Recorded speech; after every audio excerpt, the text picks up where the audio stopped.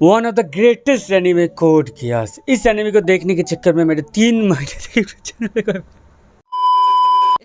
Well guys, मजाक को side करते हैं, चलते हैं मेन टॉपिक पे। जो है कभी कभी कुछ एनिमे देखने के बाद हमारे दिमाग में ख्याल आता है कि काश यार मैंने ये एनिमे को पहले देख लिया होता। और कोड गियास भी एक ऐसा ही एनिमे है जिसे देखने के बाद तुम रिग्रेट करोगे कि तुमने ये वाला एनिमे पहले क्यों नहीं देखा था, जैसे कि मैंने भी किया था 1 साल पहले। अब ये सब छोड़ो, बस इतना सुन लो। अगर तुम्हें लगता है कि लाइट यागा में आना कुछ एगोची category one of the smartest MC से इन एनिमे वर्स, तो तुम्हें शायद ललुश को देखना चाहिए, क्योंकि मुझे पक्का पता है इसे देखने के बाद तुम भी मेरे जैसा स्पीचलेस हो जाओगे और बताओगे भाई इस बंदे के दिमाग में आकर है क्या। और ये बात मैं लिख के दे सकता हूँ कि एएमसी तुम्हें ज़रा सा भी डिसअपॉइंट नहीं करेगा इन टर्म्स ऑफ इंटेलिजेंस। अब मुझे लगता है मैंने इसके एमसी के बारे में बहुत बता चुका हूँ। अब मैं इसकी कुछ हाईलाइट पॉइंट को कवर कर देता हूँ, जिससे तुम्हें कहानी के बारे में अच्छा खासा पता लग जाए कि कहानी है किस बारे में और कैसा है। इसका कहानी घूमता है ललुश ब्रिटानिया के आसपास, जो कि असल में पूरी ब्रिटानिया साम्राज्य का प्रिंस है। और ये बात उसकी बहन और उसके निंजा सर्वेंट के अलावा किसी को नहीं पता, क्योंकि बंदे को अय्याशी वाली जिंदगी छोड़ के एक नॉर्मल जिंदगी जीना पड़ता है, इसलिए वो ये बात छुपा के रखता है। वो प्रिंस वाला बात छुपा के रखता है। एक दिन होता है कि ललुश और उसकी बहन के सामने उसकी माँ को मार दिया जाता है, जिसके बाद से उसका बहन का एक मानसिक रोग हो जाता है, जिसमें वो अपने आधी बेटी को पैरालाइज कर बैठती है और उसकी आंखें वो खोल नहीं पाता। और ललुश को लगता है इस सभी के पीछे उसकी बाप का हाथ है। देन इस बारे में ललुश का बात होता है उसकी बाप से, जिसके परिणाम स्वरूप ललुश को भेज दिया जाता है जापान। और इसकी बात से ही लौंडे को अपना नॉर्मल लाइफ जीना पड़ता है।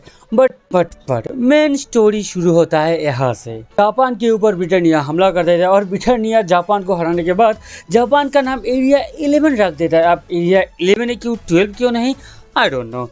फिर कहानी आगे बढ़ता है एक टाइम स्किप से, जहां हम लोग देखते हैं कि ललुश अब एक टीनेजर बन चुका है और बंदे के पास अच्छा खासा दिमाग है, जिसकी मदद से वो लोगों को दिमागी गेम में हराते फिरते हैं, उसमें उसे मजा आता है। ऐसे एक दिन वो एक चेस मैच को जीत कर स्कूल जा ही रहा था कि हमें न्यूज में दिखाया जाता है कुछ 11 से टॉप सीक्रेट गवर्नमेंट प्रोजेक्ट को चुरा के लेके जा रहा है, जो कि एक कैप्सूल शेप में है, जिसके अंदर असल में क्या है ये बात कुछ लोगों के अलावा किसी को नहीं पता। इसलिए गवर्नमेंट ने कहा उसके अंदर पॉइजनस गैस है। एंड गेस व्हाट, जो लोग उसे चुरा के ले जा रहा था वो लोग भी उसे पॉइजनस गैस समझ कर ही चुरा रहा था। और जो लोग उसे चुरा रहा था उन्हें अच्छे से याद रखना, क्योंकि पूरी सीरीज के अंदर वो लोग बहुत ही ज़्यादा इम्पोर्टेंट रोल निभाने वाला है। देन सीन्स चेंज होता है, हम देखते हैं 11 का ट्रैक क्रश हो चुका है during fight against loyal guards. फिर हमेशा जैसा एक एमसी करता है, यहाँ पर भी वैसा ही होता है। और ललुश क्रैश में फंसे हुए लोगों को बचाने जाता है और खुद फंस जाता है इस सारी लोचा के अंदर। फिर उसके सामने वो कैप्सूल खोल जाता है और उसमें से जहरीला गैस के अलावा कुछ और निकलता है, जो एक सुंदर कन्या। और ललुश भी तुम्हारा मेरे जैसा उस सुंदर कन्या को देख पिघल जाता है और सिचुएशन को समझ के उसे लेके वहां से निकल जाता है। ललुश सोच ही रहा था कि सुंदर कन्या आखिर है कौन, तभी उन लोगों को लॉयल गार्ड्स दिखाई देता है, जिन्होंने अभी उन लोगों के सामने सारे के सारे वहाँ पर फंसे हुए सिटीजन को मार डाला, क्योंकि वो लोग 11 थे। अब वो दोनों कुछ देर के लिए तो उन लोगों से बचने में कामयाब हो जाता है, लेकिन ललुश के मोबाइल में आया हुआ कॉल सब कुछ बिगाड़ देता है।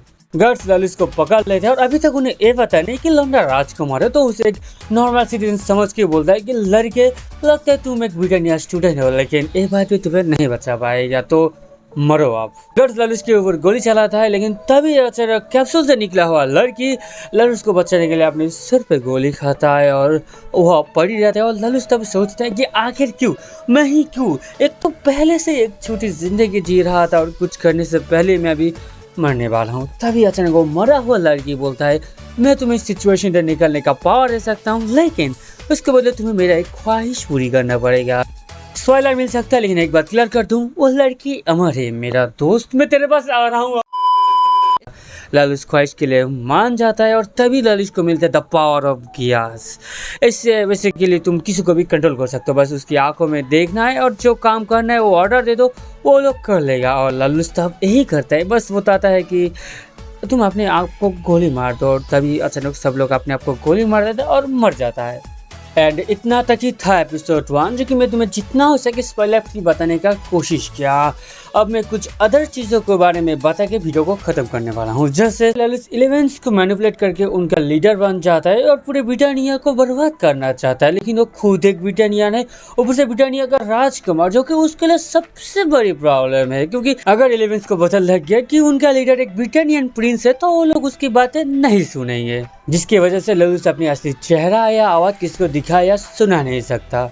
एंड इस सभी के सोल्यूशन के लिए ललिस एक फेक पर्सनैलिटी बनाता है, जीरो नाम का, मास्क पहनता है और अपनी आवाज़ को चेंज करता है, और इसके बाद से ललिस पूरी जापान का हीरो बन जाता है। अब कुछ एपिसोड देखने के बाद तुम्हें लगेगा ये सीरीज डेथ नोट जैसा है, जिस पर से मैं थोड़ा बहुत एग्री भी करना चाहूँगा कि ललिस और लाइट की पर्सनैलिटी लगभग सेम जैसा ही है, लेकिन बिलीव मी स्टोरी वाइज ये दोनों बहुत ज़्यादा अलग है। और यहाँ तक मैंने बहुत कुछ बता दिया स्टोरी के बारे में, जाते जाते मैं और कुछ बताना चाहूँगा। जैसे इसके एनिमेशन तुम्हें थोड़ा बहुत अजीब लग सकता है, क्योंकि इसके एनिमेशन सचमुच बहुत अजीब है, जरा इन कैरेक्टर्स को देखो। लेकिन मैं फिर भी ये बात बताना चाहूँगा कि बस थोड़ा अजीब एनिमेशन के लिए एक मास्टरपीस को मिस मत करना। बस एनिमेशन को अडॉप्ट करने में तुम्हें 2 से 3 एपिसोड लगेगा, इतना ही। और अगर तुम्हें एनीमे देखना है तो मैं बताना चाहूँगा इसके हिंदी डब भी अवेलेबल है। पता नहीं कब है और कितना सीज़न है, लेकिन मिनिमम 1 सीज़न तो होगा ही। वैसे इसका 3 सीज़न है और एक मूवी है जो तुम्हारा दिन मारने के लिए काफ़ी है। और बाय बाय, और कैसा लगा ये ज़रूर बताना।